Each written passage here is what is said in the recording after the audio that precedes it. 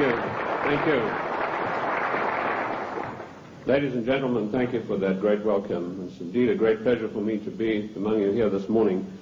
Looking at all these big fellows around the place, I feel a little small in stature, but I would remind you what Wellington told the German General Blücher at Waterloo when he rode up to inspect Wellington's troops. He saw the Scotch and Irish guards on the hillside. He rode through them and he turned to Wellington and he said, "They're rather small, aren't they?"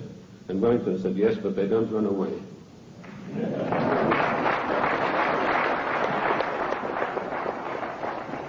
Ladies and gentlemen, I bring you a message of hope, not fear. A message that I hope will galvanize us all into much needed action. The problem is quite simple. Anarchy and chaos prevails in Washington, D.C. because the federal government has seized powers to which it is not entitled to and is passing masses of laws that are 100% unconstitutional. And when you get men setting themselves up as greater than the Constitution of the United States, you get anarchy and eventually tyranny. Now, I'm paranoid. I'm going to admit to you right up front. But let me tell you what the real meaning of the word paranoid is. It is a man or a person who has the ability to link events that seemingly are not connected. That is the true meaning of paranoia, or being paranoid. Of course, it's been used by our enemies, the socialists, the Marxists, the liberals, the so-called progressives, to smear us. How many times haven't I heard it said of me, "That fellow's paranoid"? Yes, I'm glad to admit it, because I have the ability to connect events that are seemingly unconnected. And when you do that, you begin to arrive at the truth. It's taken me 25 years to come to the conclusions that I have come to. And I want to tell you that one of the biggest things I discovered in my work was the existence of a supranational committee composed of 300 men. I came across this quite by accident when I was serving in Africa, in Angola, and I was given a series of documents which were only supposed to be handed in to top-level people. They were what we call above the top level of classification of intelligence documents. And there I discovered that whilst I thought I was in Africa fighting against the invasion of the communists, I was in fact fighting to introduce socialist regimes in the black African countries, and that I was actually working for a committee called the Committee of 300, also known in intelligence circles as the Olympians. I'll stop right there, and I want to digress for a moment and tell you the word intelligence. It's been bandied around a great deal in the United States. I've seen people writing this and that and the other intelligence newsletter. They really have no experience whatsoever. In 1986, I wrote a work called Mind Control, Metaphysics, Extremely Low Frequency Radiation and Weather Modifications. And in that work, July the 8th, 1986, I said that the top-level intelligence organization in the United States was the National Reconnaissance Office, far bigger than the CIA and any of the other intelligence agencies. And by the way, we have about 10 different ones in the United States. And I even had the audacity to give the address of this organization. 3 weeks ago, Mr. Sam Donaldson, the gentleman who wears that beautiful toupee so effectively, he came on with the program in prime time, and he said, "This is one of the biggest scoops that ABC has ever had." And he told about the National Reconnaissance Organization. The exact same thing that I published 8 years earlier.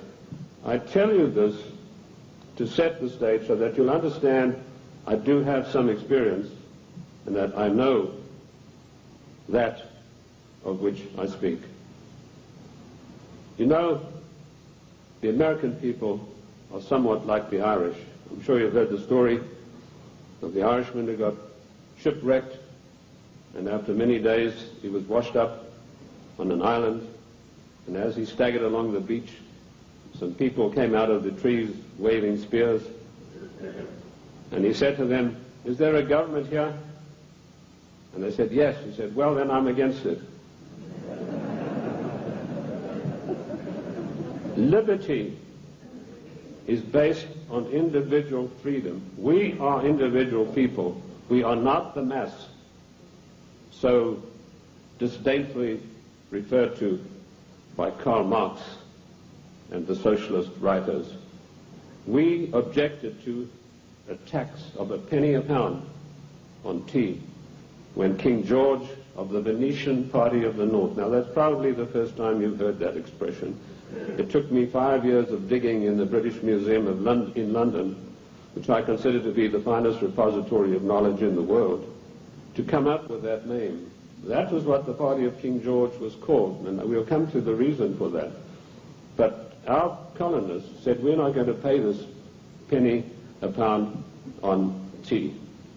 Today, we are being driven on our knees by a tyrannical government which is imposing all sorts of taxes upon us, and worse than that, trammeling on and tramping on the Constitution of the United States of America, which is the second greatest document in the world next to the Bible. And if we could rebel against the mighty powers of King George III, the most potent force in the world at that time, then, ladies and gentlemen, it is time that we rebelled against a federal government that is trammeling the Constitution underfoot every day of the week.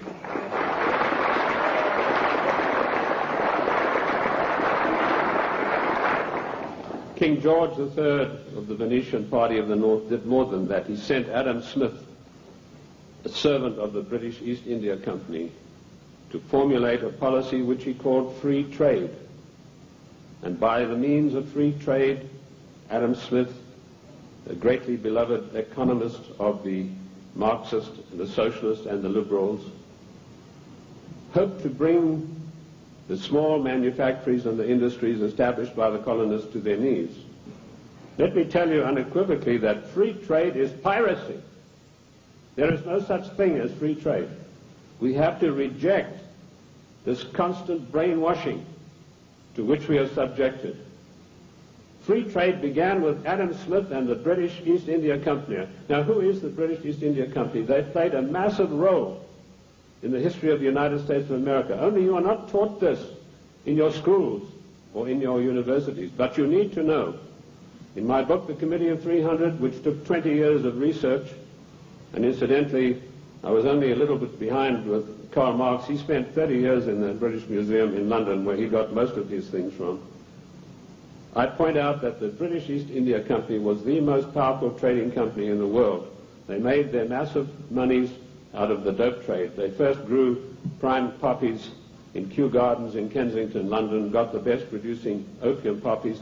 They then shipped them to Benares in India, where they began a massive plantation of poppies, opium-producing poppies. They then used their famous tea clippers to transport the poppies in the form of raw opium to China. And by their military force, they imposed an opium policy on China that turned the Chinese nation into a nation of addicts. And they enforced this policy, which was known to the royal family and Lord Gladstone, the Prime Minister, and every one of the lords and ladies in England. And they made a massive, huge fortune. In researching these documents in India House in London, I came across some of the manifests of the old tea clippers and the numbers of kegs of opium they carried and the values. And I totaled up these things, and I found to my astonishment that if we took 1970 as an optimum year for profits in General Motors and Ford, in 1 year, the opium trade with China was 3 times the profits of the combined profits of Ford and General Motors in 1970. And this was shared by 300 people. That was the committee that ran the British East India Company. They all had equal voting rights. They could not outvote each other, and of course they were sworn to secrecy.